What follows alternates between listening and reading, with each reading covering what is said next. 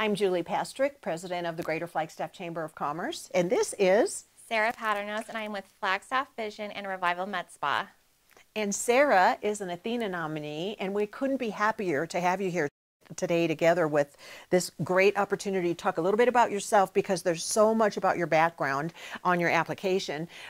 And you've been a doctor at Flagstaff Vision for how many years? 7 years. 7 years. And then when did you open Revival Med Spa? 2018, my sister and I started a couple years ago, and it's been quite an adventure for us. So it was a brand new thing that we started together. We actually went down to school in the Valley, got our esthetician licenses together, and we had a great time. We would go up there every Sunday and stay through Thursday, and then we would come back and work at the office on Fridays. That's amazing. So we worked hard.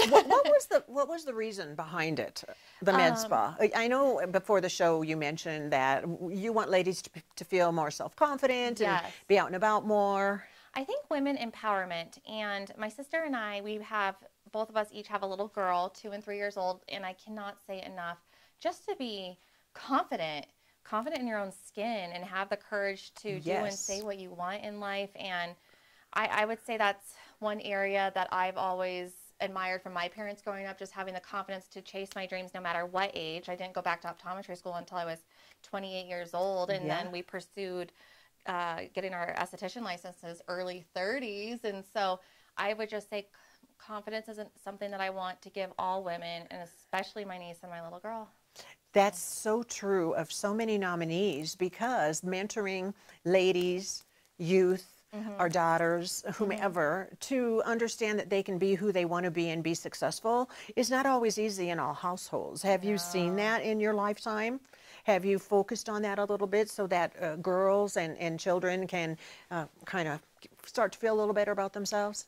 Absolutely. I actually see that a lot in my own practice, Flagstaff Vision, just the struggles from a young age if they're not even able to see something, or just trying to do their schoolwork, to, someone potentially from Hope's Cottage coming in to give them the opportunity. Hey, just getting them a pair of glasses, getting them better vision. Absolutely. Can we help you get a job? Isn't that wonderful? And a lot of people are the late 30s, early 40s, where they need that close-up vision, and that's crucial. You need it. So proud of you for doing that and being able to more than what you do in the office. Let's talk about Hope's Cottage. What a huge accomplishment. How did you think about that concept? It has such a stellar reputation in this community. We started that. It was before I went to optometry school, and I started optometry school back in 2010. So my sister and I, and my dad's the other optometrist at the practice, so we all kind of got together and we're just brainstorming areas that we could contribute to the community. And Hope's Cottage just somehow came up, and we were all on the same page with it. We reached out to them, and they were on board, and we have been doing it ever since. And what do you do? So they come in, and they get vouchers, monthly vouchers. Who's they?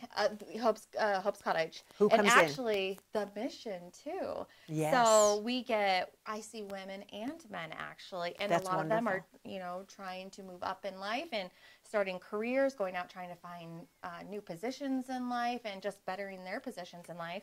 And they come in, they get an eye exam, and they actually get to leave with a pair of glasses. I love it. I love it. Whether that's just distance, or whether that's distance with the reading, or just reading. So. You've been able to refer them to other areas too. It's been great. 100%. And a lot of them come back actually after they've had their positions and careers. Now they actually come back and they're like, hey, I have insurance now. Let's do this. So that's so wonderful. That's part of why awesome. You're a nominee for the Athena Award, because you're a leader in the community who cares about others, who mentors others, who's achieved much career success in dual careers, and we really are so grateful.